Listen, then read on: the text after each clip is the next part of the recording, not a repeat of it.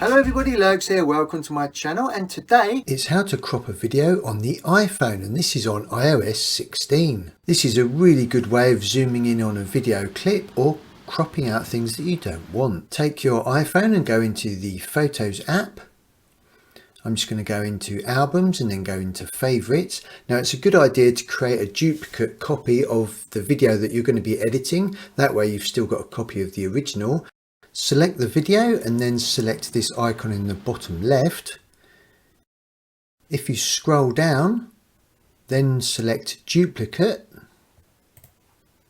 This creates an exact copy of the video. So now you can select either one of these because you've got a copy of it.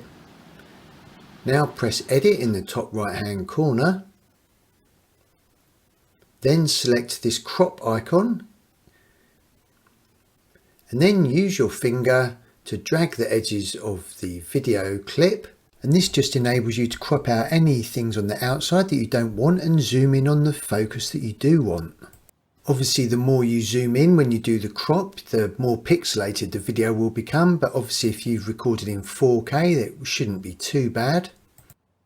There are actually preset cropping options. If you select this icon in the top right hand corner, then at the bottom you can select original, freeform, square, 16:9, 5:4, etc. all these different versions, or you can just use your fingers and just zoom into exactly where you want to crop the video. This I find is a much better option.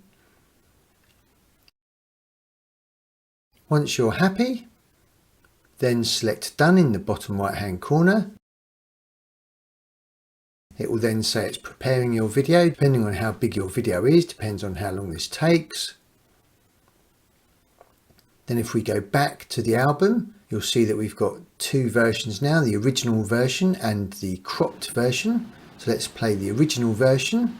And if we slide across and play the zoomed in version, which is the cropped version, you can see that's a really nice effect for this surfing video. So normal version and cropped zoomed in.